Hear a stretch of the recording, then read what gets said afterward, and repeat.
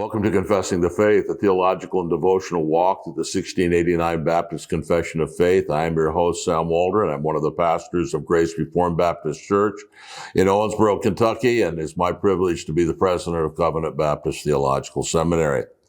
Today we return to consider chapter 17 of the Confession, which takes up the distinctive Reformed doctrine of the perseverance of the saints.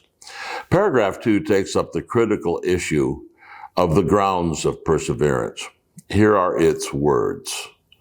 This perseverance of the saints depends not upon their own free will, but upon the immutability of the decree of election flowing from the free and unchangeable love of God the Father, upon the efficacy of the merit intercession of Jesus Christ and union with him, the oath of God and the abiding of his Spirit, and the seed of God within them, and the nature of the covenant of grace, from all which arises also the certainty and infallibility thereof.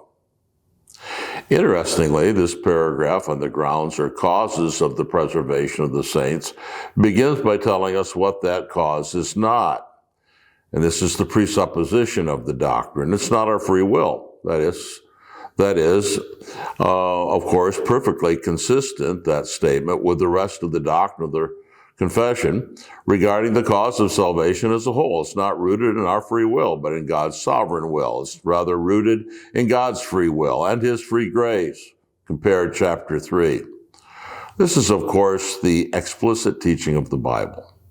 For he says to Moses, I will have mercy on whom I will have mercy, and I will have compassion on whom I have compassion, so that it does not depend on the man who wills or the man who runs, but on God who has mercy, Romans 9:15 and 16. Or John 1:13, who were born not of blood, nor the will of the flesh, nor the will of man, but of God. Or Philippians 2:12 and 13. So then, my beloved, just as you have always obeyed, not as my presence only, but now much more in my absence, work out your salvation with fear and trembling. For it is God who is at work in you both to will and to work for his good pleasure.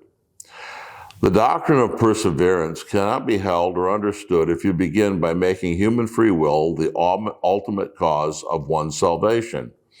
To get yourself in, you can get yourself out. That's the logic. It is rather to be traced then to God's sovereign grace and salvation. The Confession speaks of the various gracious causes of perseverance in the rest of the paragraph, and we will consider them next time.